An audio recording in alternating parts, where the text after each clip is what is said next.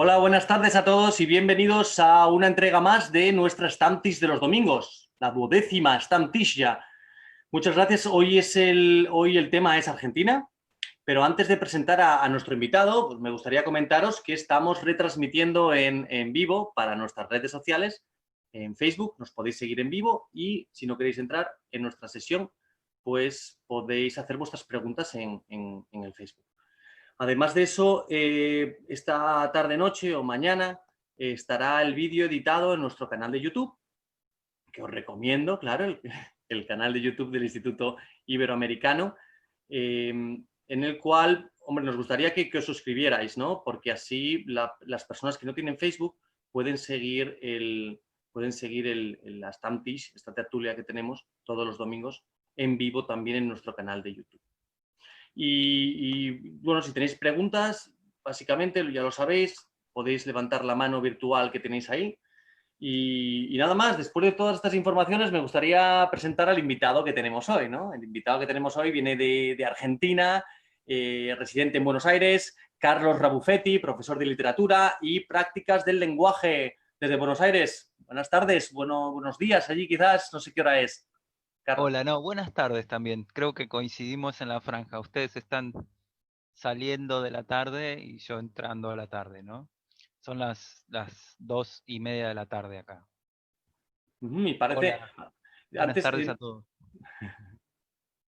les tenemos silenciados porque van a ir haciendo preguntas poco a poco. Que antes de nada, quería también comentar, hoy aquí en Graz, desde Graz, pues ha habido bastantes tormentas y nos hemos dado cuenta que la conexión está un poco inestable. No sabemos si es por las tormentas o porque hay mucha gente, debido a las tormentas, que está en casa y la conexión es posible que se nos pueda, que sea un poco inestable. Así que, bueno, si tenemos algún problema técnico, pues, les pido disculpas, pero esperemos que no. Carlos, vamos contigo. Desde Buenos Aires, cuéntanos un poco cómo estás viviendo la situación hoy en día en Buenos Aires, las medidas del gobierno, cómo está la situación hoy en día. Cuéntanos un poquito, por favor. Bueno, acá la situación es bastante buena, podemos decir, si hacemos una comparación regional. Igualmente, como creo el mundo completamente estamos preocupados por esta pandemia. Tenemos una cuarentena, o sea, un aislamiento obligatorio que empezó en marzo, o sea, estamos llegando a los 90 días de cuarentena. Por lo menos en la región de Buenos Aires y el Gran Buenos Aires, lo que se llama área metropolitana, que no es específicamente la ciudad, sino todo lo que rodea también a la ciudad. Esto no parece que vaya a terminar muy pronto.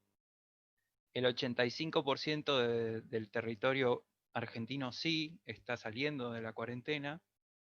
Están empezando a permitirse reuniones, se están abriendo bares, está habiendo ya proyectos para que la educación vuelva a ser presencial, o sea que los chicos, los niños de por lo menos del nivel primario y secundario puedan volver a las aulas, no así el nivel inicial, o sea, los chicos de 2 a 5 años, se está diciendo que no están dadas las condiciones ni la conducta, se puede pensar que la conducta de un niño pueda llegar a ser, eh, digamos, conveniente que se junten o que se vayan, que estén todos en una misma aula.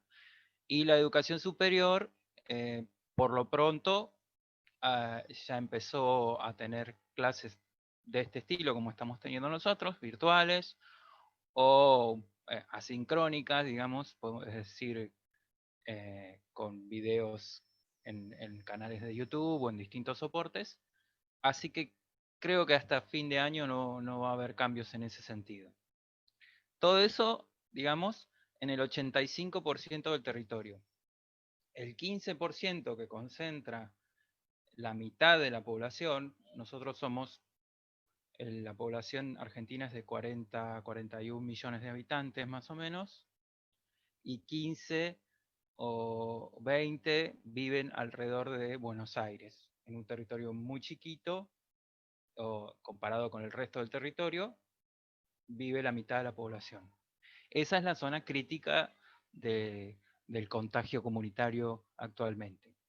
En ese caso, que es donde estoy viviendo yo, Buenos Aires, la cuarentena se ha ido, por ejemplo, relajando en algunas cosas. Yo tengo un niño pequeño que los fines de semana puede salir 1 hora por día a caminar, acompañado por un mayor, obviamente, porque tiene 4 años, pero digo, eh, hasta hace un mes eso no estaba, y están empezando a tomarse medidas que tienen que ver con la preocupación por el encierro permanente, ¿no? Mi hijo, por ejemplo, hacía 2 meses y medio que no salía a la calle. Entonces, eso realmente empezó a sentirse como un reclamo y una cosa necesaria, ¿no? Y se encontró esta opción, ¿no? Que salgan 1 hora por día sin ir a ningún lugar. No es que podés ir con tu hijo al supermercado. No, o sea, es salir a la vereda en un radio de 500 metros de tu casa durante 1 hora. Así que se están viendo estas escenas de niños en bicicleta por las veredas. La ciudad tiene muy poco espacio verde. Igualmente están cerrados los espacios verdes, pero digo, yo para ir a un parque tengo que caminar 1500 metros, o sea, 15 cuadras, digamos. Eh, Así que todo se hace como muy local, digamos. Ya. Eh, ¿Qué Veo otro que, aspecto? pero 2 meses y medio para un niño, para los niños pequeños es mucho, ¿no? Sí, sí, es mucho. Igual bueno, yo como docente, como profesor, estoy al tanto de que también las realidades domésticas son muy dispares. No sé, por ejemplo, nosotros, por suerte, ustedes pueden ver, en mi casa tiene mucho sol. Es muy distinto estar en un lugar que tenés 6 horas de sol o 5 horas de sol al día, que en un lugar que no, o convivir 6 personas en un departamento de 3 habitaciones, que ser, o sea, esas cosas van sumando, digamos, ansiedades, incomodidades, padres que empiezan a sistematizar el trabajo, por lo tanto, que empiezan a necesitar eh, franjas horarias muy importantes, digamos, del día, pese a estar en casa y con tus hijos en casa. Eso es un tema que complica bastante, digamos. Ujú. Eh, Muchas gracias, Carlos, por estas pequeñas primeras impresiones sobre la situación de Argentina. Me gustaría pasarle la palabra a nuestro presidente, Alonso Jiménez. Alonso, buenas tardes. Sí, buenas tardes. Carlos, de nuevo, muchas gracias por aceptar nuestra invitación y que nos des tu tiempo y contarnos algo, cómo ha sido tu experiencia en tu ciudad y en tu país. Quería preguntarte algo. Los datos de Argentina son muy positivos en relación, como lo has dicho al principio, con los vecinos. ¿Son confiables para ustedes estos datos? Eso es algo especial porque, lógicamente, hablas que el Gran Buenos Aires está confinada a la mitad de la población de Argentina, o sea que se puede decir hay un poco más de control dentro de una metrópoli como es Buenos Aires, el Gran Buenos Aires, de que las medidas hayan dado un efecto que no se ha propagado por otras regiones de Argentina. Pero, ¿qué nos dices? Realmente, los datos que acabo de ver, pues hablan de que afortunadamente, sinceramente, pues, afortunadamente en Argentina nos pueden dar buena información. ¿Qué ¿Qué opinas? ¿Es confiable esa información? Porque todos dicen, es que esto depende o ha dependido y se han contado este tipo de enfermos, que los exámenes han sido otros y entonces cada uno nos cuenta de cada país con ciertas experiencias que uno dice, bueno, las cifras siempre son cambiables, pero de acuerdo al sistema que está manejando. Exactamente. Sí, para empezar, esa es el punto de partida, es ese, que se considera una persona que contagia o que no, o sea, el perfil del paciente de COVID, ¿no? Que es todo tan nuevo. Pensemos que hace 6 meses nadie hablaba de esto. Entonces, hay mucha diferencia de criterio entre países, ¿no? Yo creo que los números del Ministerio de Salud son confiables. También hay que entender que esto es, la foto de hoy es la foto es el momento de hace 10 o 15 días atrás, ¿no? Nosotros actualmente estamos en un crecimiento en la región metropolitana de Buenos Aires, repito, porque es muy común confundir Argentina con Buenos Aires, la verdad. Incluso nosotros, no sé, los argentinos somos muy Buenos Aires dependientes, ¿no? Pero bueno, en la región metropolitana de Buenos Aires hay un 20% de crecimiento, que no llega a ser exponencial, no es que tenemos una duplicación, o sea, no tenemos una semana 1.500 contagios y 5.000 a la semana siguiente, pero es preocupante esa ascensión. Actualmente hay una muy buena noticia, que es ayer desarrollaron un test que es para diagnóstico de COVID, que lo que tiene de bueno es que detecta el virus en, eh, antes de los síntomas. O sea, es un desarrollo de 2 universidades nacionales y 2 laboratorios privados que desarrollaron un test que puede detectar el virus antes de que se manifieste como síntoma. Eso realmente, y con una capacidad de producción de 100.000 test al mes. Eso ha generado digamos, una otra política de testeo, que es la política de ir a buscar el caso. Hasta hace poco, lo que el ministerio, con las posibilidades técnicas que tenía de diagnóstico, hacía, era, bueno, tenés fiebre, tenés llamá y se te va a presentar la autoridad sanitaria para hacerte el test. Actualmente están saliendo distintos operativos de detección del caso en las comunas, o sea, en los barrios de Buenos Aires y en los partidos de Buenos Aires. Eso hace que el número de infectados crezca, claramente. O sea, los números ahora empezaron a ser más abultados, podemos decir, ¿no? Como que hay más casos por día, que a todo el mundo lo alerta, lo pone en guardia, pero Sí. tiene más bien que ver con este cambio de política de detección, ¿no? Eh, eh, digamos, es una buena noticia lo del test, es una mala noticia saber que hay tanta gente que tiene el virus, ¿no? No sé Sí, porque hay casos entiendo entonces que hay casos en que todavía no se sabe exactamente cuántos enfermos o cuántos afectados en Argentina según esto. Ahora es que con este test pues están abriendo están, realmente la cifra real de y sí, la... porque la detección rápida y el aislamiento de la persona, bueno, el caso de Corea creo que es el caso más impresionante, ¿no? De cómo ellos controlaron la propagación del virus con una masividad de test impresionante, que tiene claramente una estructura, digamos, de una capacidad tecnológica. Ellos son los que producían los reactivos, ellos producían los equipos. O sea, es muy distinto a un país, digamos, que invierte en ciencia y técnica bastante poco, digamos, comparado con lo que es Corea y su aparato de producción técnica, ¿no?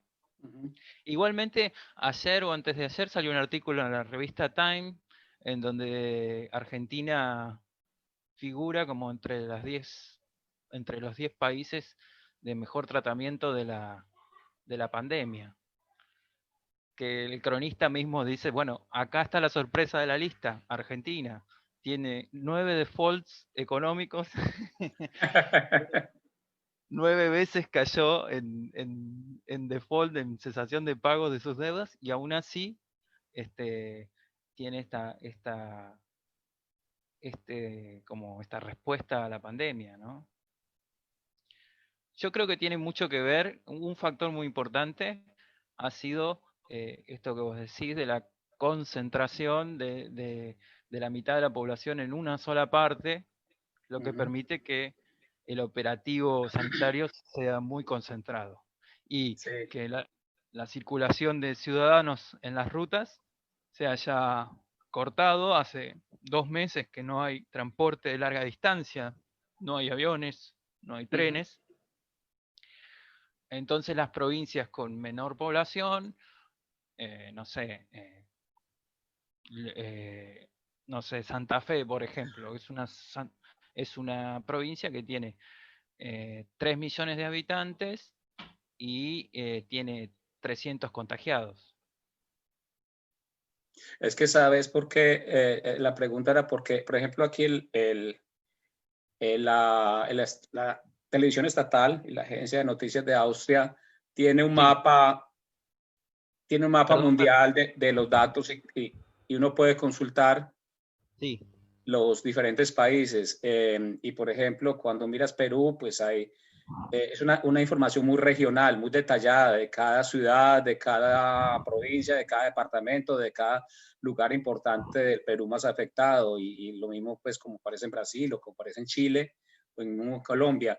Pero llama la atención que la información que viene a Argentina solamente habla de Buenos Aires. Entonces me parece que es claro, que es como habíamos dicho, deduciendo de que sea algo que tenga peso dentro de todo el país, pero la información del detalle no sabe si es la suma total o es que no se ha visto muchos casos en otras regiones de otras provincias argentinas. Entonces era pues, un detalle que me llama la atención, que en Argentina no hay una información detallada por provincias.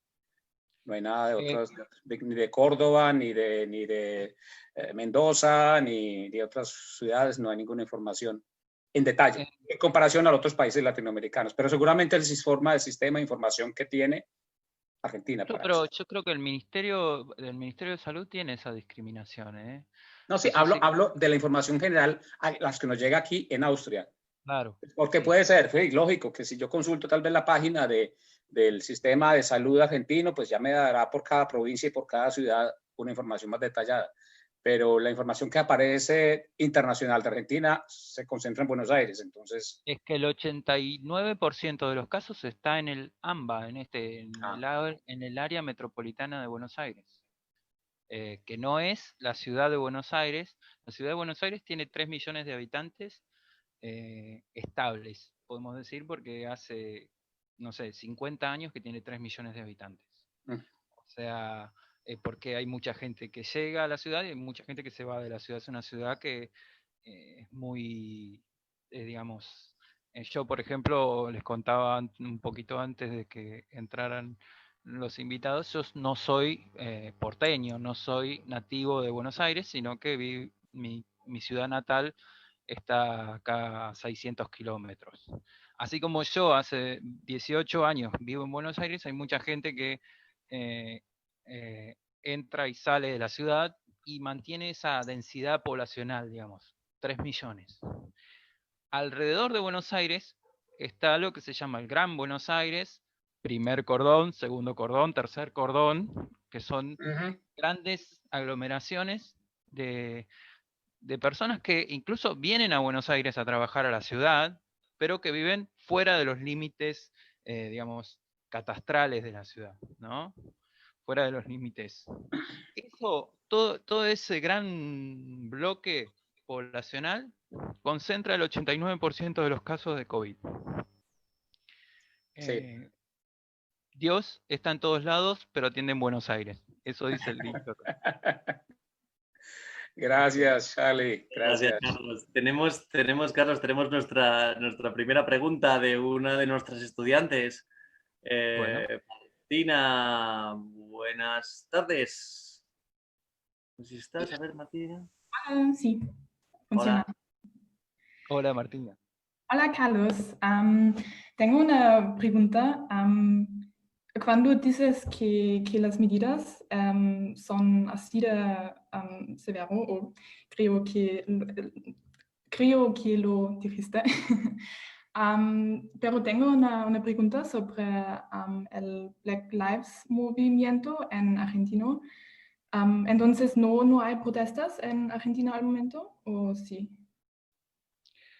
¿Hay alguna manifestación que se concentra, pero mínima, de 1.500 personas, que hacen manifestaciones en un lugar muy icónico de la ciudad que se llama el Obelisco? Que si viste alguna postal de la ciudad, seguro viste el Obelisco, que es un lugar muy referencial de la ciudad, pero es un grupo de personas que incluso entre ellos es muy dispar. Hay gente que va porque es una conspiración internacional que inventó el virus. Hay gente que dice que el nuevo orden mundial. Bueno, hay muchas cosas mezcladas en un grupito de personas que la televisión les da por ahí más relieve de lo que realmente tiene, digamos. Hay un... Bueno, podemos hacer un poco la analogía de lo que está pasando en Estados Unidos con George Floyd, ¿no? Con el hecho del asesinato de George Floyd, donde hay muchísimas manifestaciones pacíficas de personas que piden que esto se termine, y lo que vemos muchas veces es 10 personas incendiando un local de Apple, ¿no? Esto podría ser una analogía bastante clara. La obediencia de la cuarentena, yo diría que es alta. O sea, hay gente que entiende, hay un 70% de gente que entiende que es la única medida para evitar la circulación de la enfermedad.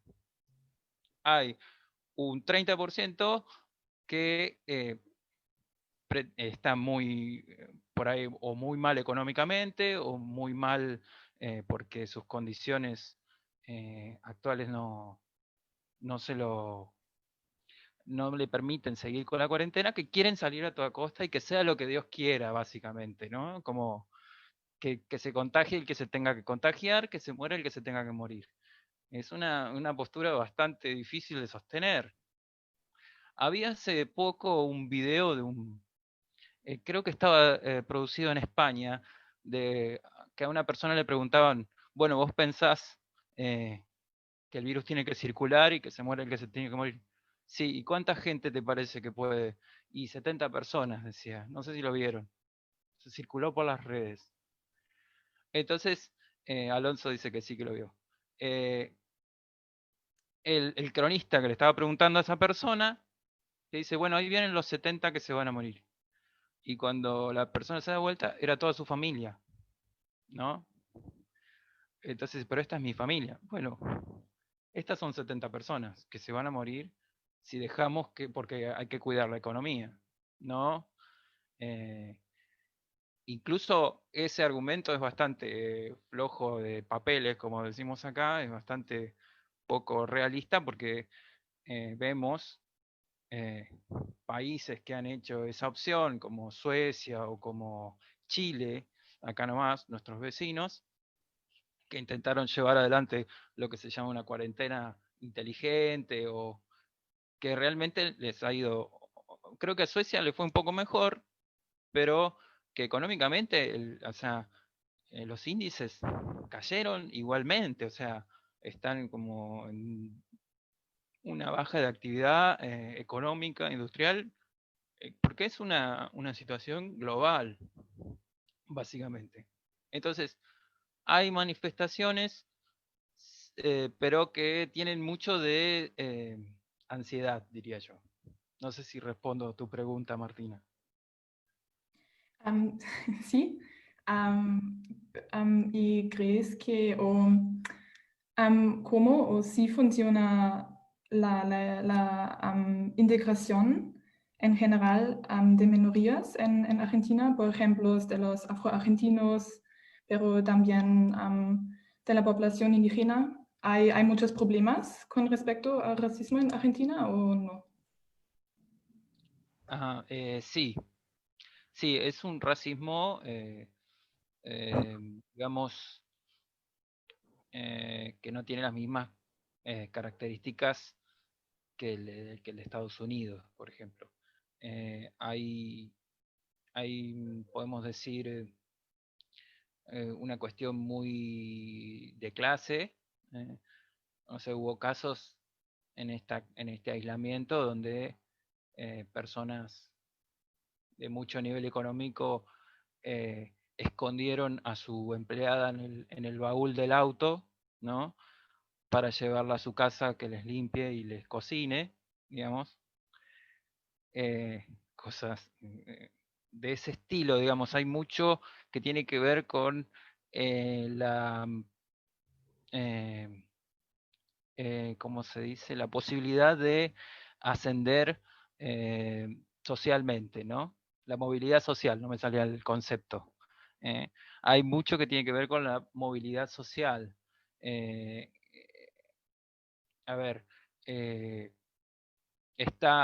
cuando acá se habla de los negros, no se habla básicamente de población afrodescendiente, sino de gente que de repente tiene educación y posibilidades económicas muy disminuidas. Hay mucha desigualdad, ¿no?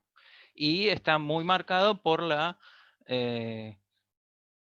interna, podemos decir, Buenos Aires y el resto de las provincias. Cuando el gobierno de Juan Perón en el año 45 empezó, en 46 empezó a, a tener un partido, era el partido de los cabecitas negras, ¿no? Los cabecitas negras eran las personas morochas, pero no solamente por una cuestión de piel, sino por una cuestión de extracción social, ¿no? Mayormente proletaria, mayormente con poco nivel educativo, o sea, con primaria completa. Eso es lo que marca, digamos, el racismo en Argentina. No tanto una cuestión, digamos, de color de piel. Aún así, el otro día leía una pastilla del fútbol, ¿no? Cómo hay una tesis de un muchacho sobre fútbol que hablaba sobre las amonestaciones, o sea, sobre las tarjetas sacadas, hacía una estadística de las tarjetas que sacaba el árbitro, y el morocho tenía, no sé, como un 20% más de chances de ser amonestado que el rubio o la persona de tez blanca, ¿no? Es muy, muy impresionante eso, porque uno puede llegar a pensar en otro tipo de ecuanimidad, ¿no? Pero eso estaba muy claro. O sea, que había, no así la expulsión ya era una cosa bastante más pareja, pero se amonestaba más al morocho. Con O la sea, importancia del fútbol en Argentina, además, ¿no? obviamente, sí, bueno, acá yo no soy el más indicado o sea, para jugarlo soy bastante, acá me dirían que tengo las piernas barnizadas, no sé si se entiende el chiste, pero que mis piernas son de madera, básicamente, tengo piernas de Pinocho, ¿no? Muchas Pero gracias, Martina. ¿Tienes alguna pregunta más, Martina? No, no. Vale, muchas gracias. Otra que tiene alguna pregunta es Birgit. Hola, Birgit. Hola, hola Carlos. Hola, Birgit. Me gustaría saber que la situación en Argentina es más o menos la misma como la situación en México. Me refiero a las clases, porque existe también solo una clase muy rica y una clase muy pobre. Falta la clase media y por eso es un poco mejor o es lo mismo. Y también me gustaría saber cuál es tu opinión que el gobierno, por ejemplo, podría hacerlo que la clase media podría crecer más rápido. Sí, no creo que sea el caso que no tenemos clase media. Creo que la clase media acá es bastante importante. Podríamos compararnos con nuestros hermanos uruguayos al respecto, en donde hay un buen bloque de clase media. Em, la situación de movilidad social eh, es, en los casos, bueno, hay una reproducción de la clase media. No es tan fácil que haya en una familia primeros diplomados de educación superior, ¿no? No es fácil. Si una familia no tiene, si los padres no tienen título universitario, es muy difícil que sus hijos lo tengan.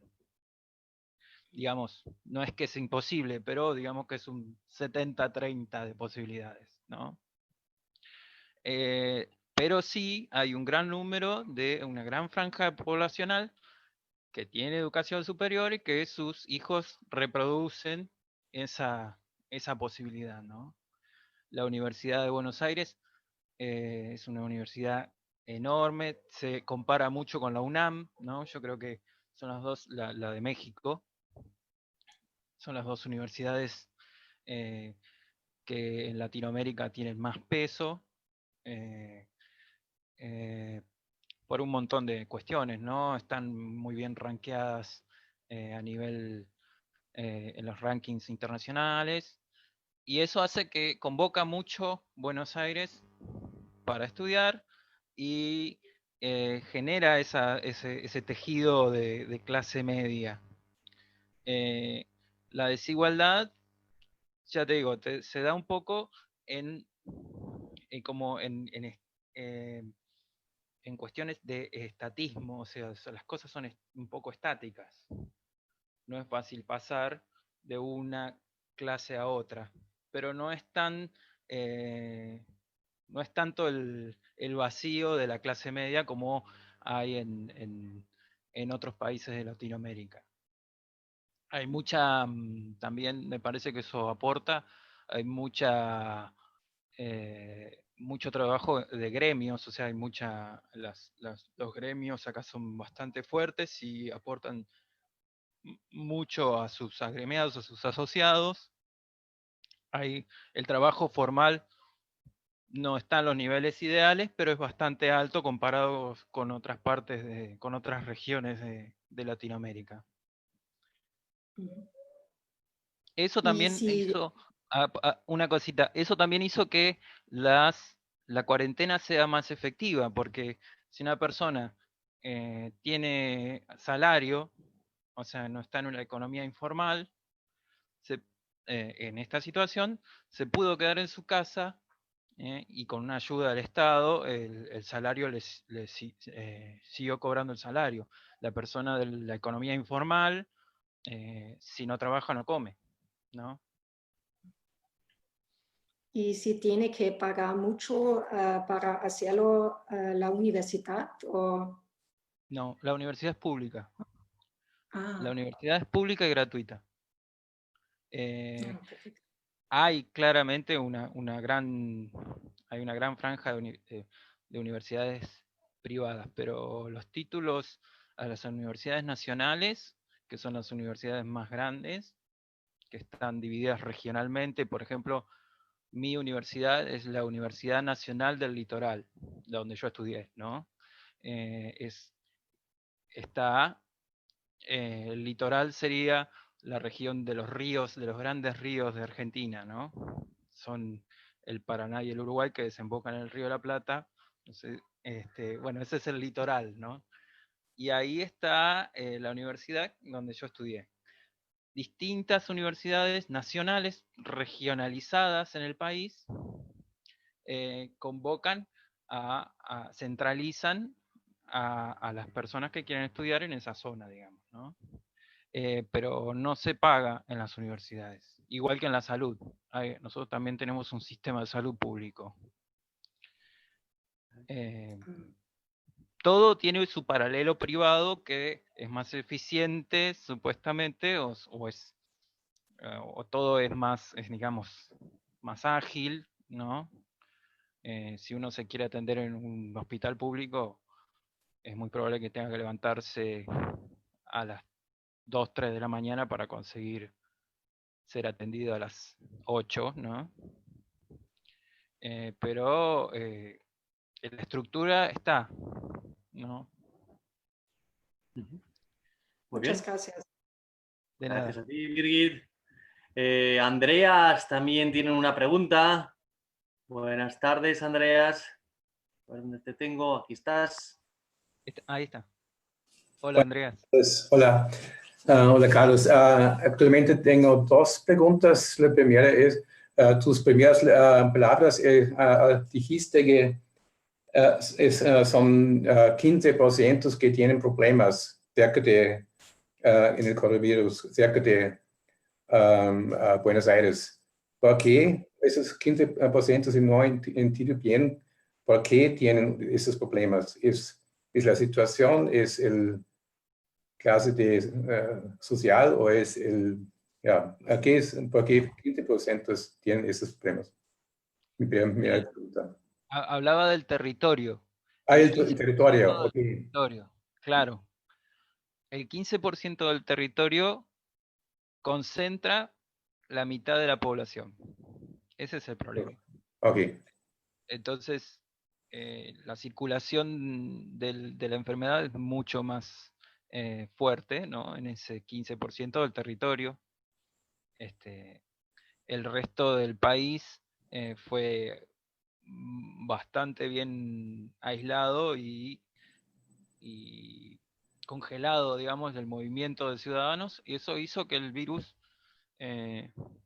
desapareciera de esos lugares. Hay provincias que están en 0 casos hace 20 días, ¿no? O más. Esas provincias están ya pensando en volver a las actividades. Ok, gracias. De nada. Segunda pregunta es la situación económica en general en Argentina. Fue 10 años pasado, la inflación fue muy larga, muy Importante. ¿Y cómo es la situación ahora? ¿Y se mejora o es como Bueno, la sí. situación con el coronavirus con la inflación es mejorando o es? Yo creo que estamos, digamos, venimos de la gestión de gobierno anterior que tomó muchísima deuda, que hizo las cosas bastante mal a nivel económico, hizo que la inflación fuera más o menos de un 50 o 45% anual, una barbaridad, ¿no? Y actualmente el equipo económico del gobierno actual está negociando con los deudores, sobre todo privados, o sea, los deudores, que es la banca internacional, no así con Fondo Monetario Internacional, el IMF, que apoya la negociación, está del lado argentino, ¿no? Quiere que lleguen a un acuerdo con una quita de la deuda y todo eso, pero ellos no van a ceder nada del capital que prestaron, o sea, ellos quieren que los otros arreglen, básicamente, ¿no? Eso está todo en una situación bastante incierta, podemos decir, todavía. Que la pandemia empeoró, ¿no? Tal vez, esto ya es apreciación mía, a favor de Argentina. Como, bueno, el mundo está en default, porque la pandemia ha hecho que económicamente las cosas le fueran mal a todos, ¿no? Entonces, esto es lo que te podemos ofrecer para renegociar las deudas del país. Están esperando, creo que a fin de este mes, se define si el 75% tienen que llegar al 75% de aprobación de los acreedores para cerrar el nuevo pago de deuda, ¿no? Que lo extiende, o sea, los plazos estaban todos, los plazos de pago estaban todos en este año. Era imposible, incluso el IMF dijo que era imposible, era impagable la toma de deuda que había hecho el gobierno anterior. Así que ahora hay que empezar a pensar cómo se puede hacer. Y el presidente actual lo que dice es que si no crece Argentina, no va a pagar. Que es algo obvio, digamos, de alguna manera, ¿no? Pero que hay que ver que suceda, ¿no? Actualmente la pandemia no es muy... no es que tenemos un pronóstico positivo de la economía en ningún lugar. Ja. Y por la inflación es un problema también recibir medicamentación fuera de No te llegué a entender. La inflación. No, a causa de la inflación es un problema tener medicación de fuera fuera de Argentina. Actualmente la inflación. Comprar medicación, por ejemplo, a causa de la inflación es un problema o hay suficiente medicación que puedes recibir. No sé si te estoy entendiendo. ¿Los medicamentos hablas? Sí. Es difícil comprar medicamentos de fuera de Argentina. No en el punto en que la salud es pública y no sé, necesitas un antibiótico o una vacuna y el hospital público está obligado a proporcionártelo. No quiere decir que eso suceda de manera instantánea, no es que hay medicación disponible. O sea, el sistema no es eficiente para nada, está lejos de ser eficiente. Pero en algún punto eso llega hacia una persona que necesita una medicación, el Estado debe proveérsela. O una medicación, o no sé, una prótesis, o esas cosas están contempladas como dentro del sistema de salud. Repito, no está lejos de ser eficiente, pero sucede, a la larga sucede, ¿no? Y no sé si lo relacionabas con la inflación o entendí mal. Sí, es que yo creo que, si puedo interrumpir un momento, creo que lo que comentaba Andreas, ¿no? Es por la inflación. O sea, se ha hablado mucho en la problemática del COVID-19, de la problemática que tienen algunos países en poder comprar material, medicación, medicamentos, vacunas, todo este tipo de cosas de otros países, ¿no? Aquí en Europa fue una guerra total para conseguir test de China o de otros países, ¿no? Porque claro, la demanda era tan grande que era muy difícil. Y entonces, un país como Argentina, con el problema económico tan grande que llevaba arrastrando ya de años, claro. No, eso, bueno, por suerte, lo que sucedió, que afortunadamente, es el desfasaje estacional, ¿no? Nosotros creo que llegamos a la pandemia 3 meses después que Europa, o 2 meses después que Europa. Eso hizo que nos pertrecháramos de otra manera, digamos. No fue todo tan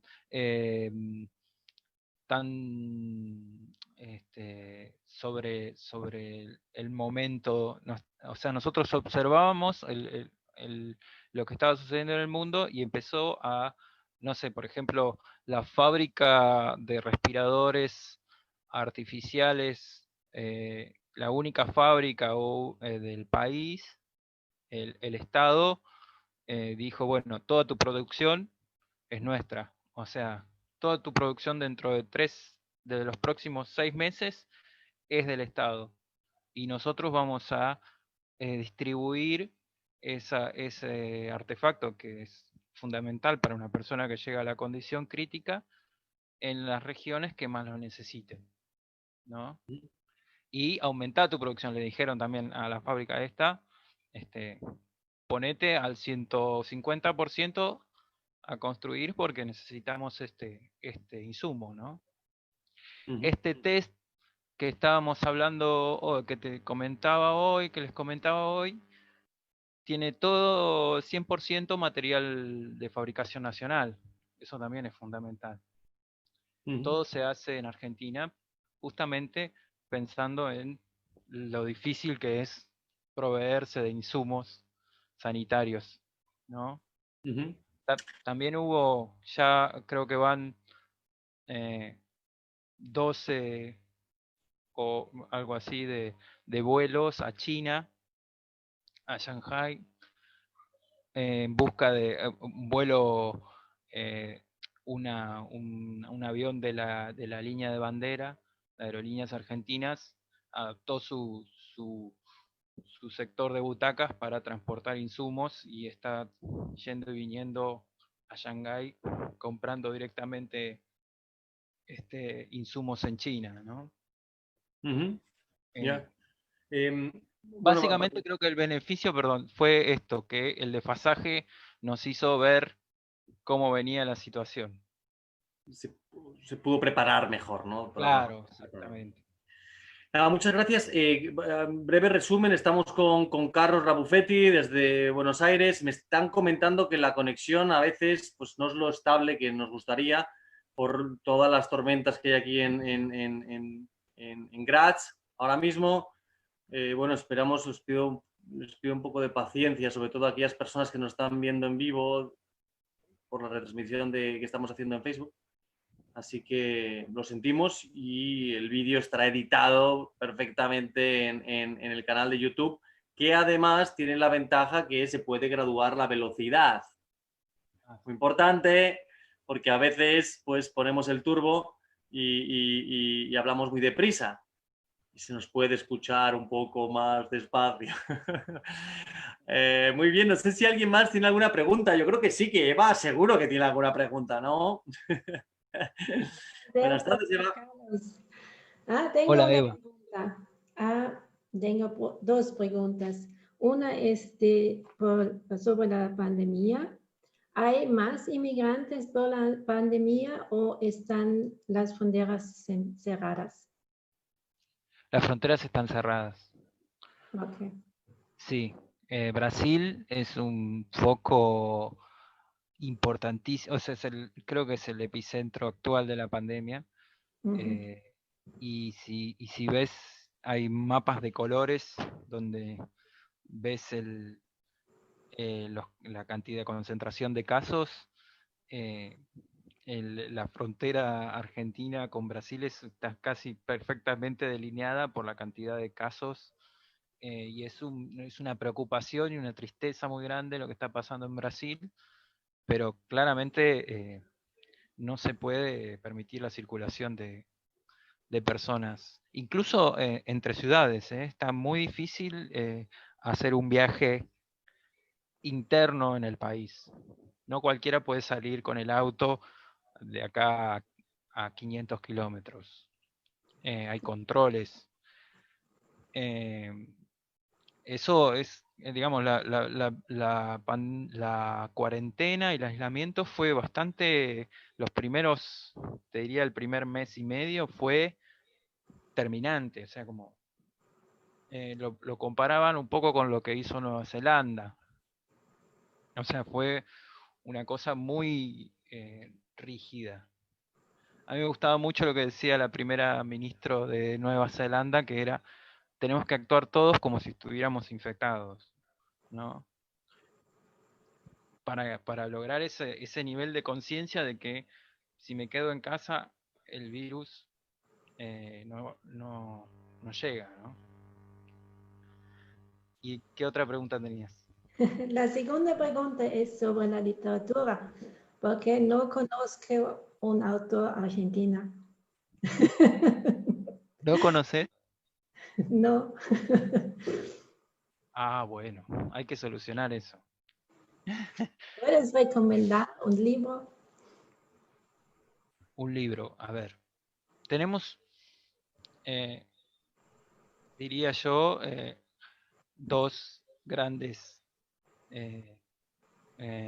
hitos literarios, que son Jorge Luis Borges y Julio Cortázar, ¿no? Son las dos, como los que destacan, ¿no? Yo personalmente soy más cortázariano que borgiano, soy más cercano a Cortázar. Los dos tienen una... Dije, me tira besos. Los dos tienen un gran desarrollo del cuento. Son muy buenos cuentistas, los dos. Cortázar, después, 20 años después de empezar a escribir, empezó a hacer novela, y tiene una novela muy famosa que se llama Rayuela, o bueno, no sé cuál será, Hopscotch, ¿no? La traducción. Es el juego, la rayuela es un juego que se juega en el piso, se hace el avión, también le dicen en algunos lugares, ¿puede ser? ¿Alguien le suena? Creo que es Hölle und Himmel, algo así en alemán. El juego del piso, no sé. Es una novela que es muy lúdica, ¿no? Es una novela que no se lee, por ejemplo, de manera lineal. Está editada en 1963, o sea, plena exploración de la forma, digamos. Entonces, Cortázar quiso, por ejemplo, que su novela no se lea linealmente, sino que hay que ir de un lado al otro de la novela. Tiene una prosa muy poética, muy de la asociación libre, un poco muy joyceana, si quieren, muy cerca de James Joyce.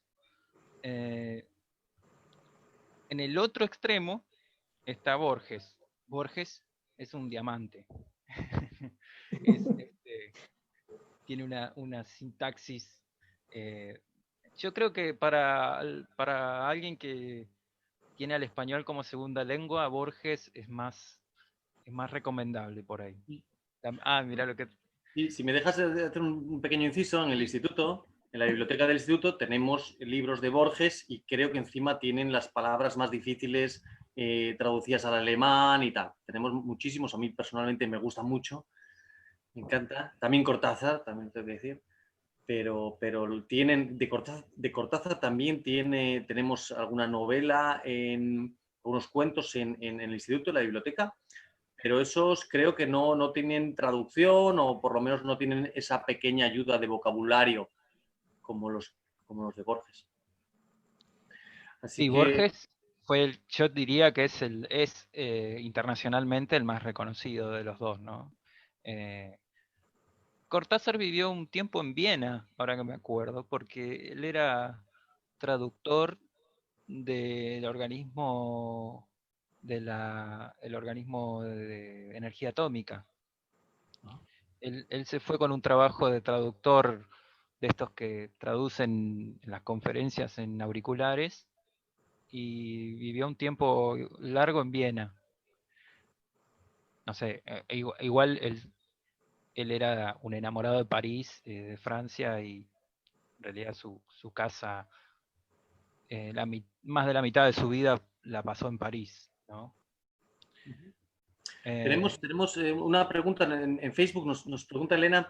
La semana pasada hablamos sobre las lenguas, además del español, que se hablan en Perú, ¿no? ¿Cómo es la situación en Argentina? Si se estudian en la universidad o en el colegio, ¿hay una filología del guaraní, o, por ejemplo? Sí, hay, pero en donde el guaraní es un idioma vernáculo, digamos, que se habla familiarmente, en las regiones del noreste, digamos, en la parte norte, la frontera con Paraguay y Brasil, ¿no?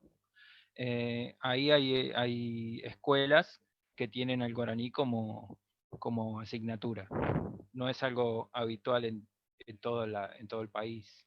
Y también hay un poco de quichua en la parte de norte, o sea, la frontera con Perú y Bolivia, también se enseña quichua. Por ahí yo no creo que esté tan sistematizada, me parece recordar, sino que es más una cosa de transmitir la identidad de los pueblos originarios de parte de los maestros, ¿no?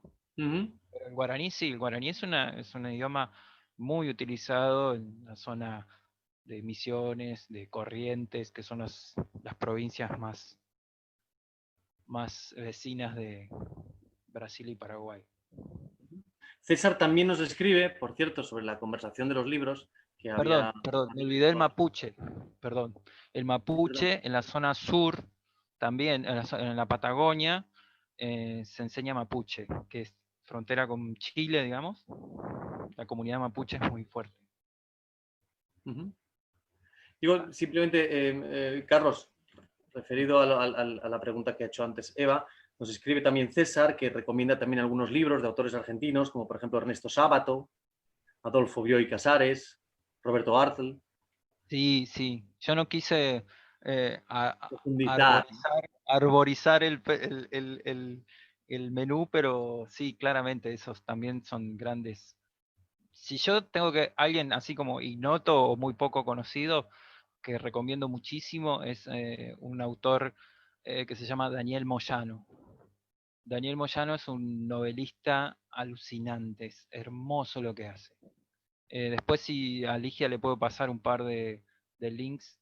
Sí, porque estamos poniendo en Instagram, estamos poniendo cada día alguien pone una recomendación de libros, y también te lo queríamos pedir para poner alguna recomendación de libros para nuestros estudiantes, pero está claro que Borges y Cortázar, pues nada. Borges y Cortázar se caen de obvios, digamos, si quise un poco, pues como para empezar, ¿no? Pero sí. Este señor Moyano es uno de el que está en la mesita de luz, digamos. Lo considero una joya, una gema así muy poco conocida, pero preciosa. Perfecto. Muy material. bien, vamos, no sé si alguien tiene alguna pregunta más, porque como ya saben, todo lo bueno se acaba, ya son las 8:30. Petra, no sé si Petra querías preguntar algo. Un momento. Petra. Hola, Carlos. Una pequeña preguntita. Hoy en día... Igual que mi hijo, mi hijo es Pedro, así que son tocayos. Te desubiqué, no importa. Peter, por favor. Mi preguntita. Hoy en día en Argentina, el dólar es un medio de pago alternativo, ¿no? El dólar es algo que el argentino se levanta y mira cuánto está, y se acuesta y mira cuánto está. Es la moneda de referencia, pero no circula en la calle. Se atesora. Es como los lingotes de oro. Se guarda, ¿no? Se guarda. Nadie gasta un dólar porque se cambia por moneda nacional y se usa la moneda nacional al precio que se cambia. Las propiedades se venden en dólares, por ejemplo. O sea, el mercado inmobiliario argentino está en dólares. Yo me quiero comprar un departamento y sale, no sé, $100.000, ¿no? Nunca va a estar expresado en pesos, jamás. Ahora, ¿es posible cambiar moneda? Es posible cambiar. Sí. Para nosotros, podemos comprar, las personas físicas, digamos, podemos comprar $200 al mes. Al mes. Que son algo así como 18.000 pesos. Con los impuestos, hay un impuesto del 30% sobre el dólar. O sea, esos $200 salen una plata más el 30% que se queda el Estado Nacional actualmente. Porque no hay... Una pregunta, Peta. Una pregunta muy interesante. Con esto vamos a ir terminando poco a poco. Le voy a pasar la palabra a Alonso para ir concluyendo. Alonso. Gracias de nuevo, Charlie. Sí. Espero que de todas maneras ahora la situación en Argentina, si no está peor, pues que por lo menos no se empeore y que realmente alcancemos la curva que todos deseamos, de que todas las infecciones y las personas infectadas o afectadas no aumente ese número. Me alegro, ¿verdad?, por Argentina, porque es tener el doble de problemas mientras la economía no anda bien y la salud tampoco, pues simplemente es un doble peso para un país tan grande como Argentina, y que de verdad espero que las cosas se mantengan como están. Muy buena noticia de Argentina de todas maneras por ese lado.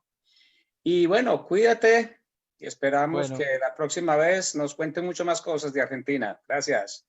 Por favor. Gracias a vos. Muchísimas gracias. Pequeño resumen. La próxima semana, el domingo, también a las 7:30. Hemos querido retrasarlo media hora porque mucha gente pues les gusta estar fuera, no está en casa a estas horas. Hoy hemos tenido el problema con la tormenta, pero esperamos que la próxima semana se normalice todo. Carlos, un abrazo muy fuerte. Muchísimas gracias por tu tiempo y por la información. Un placer. Bueno. Y hasta pronto. A su disposición. Nos vemos. Gracias. Muchas gracias. Adiós. Chau, chau. Adiós. Adiós.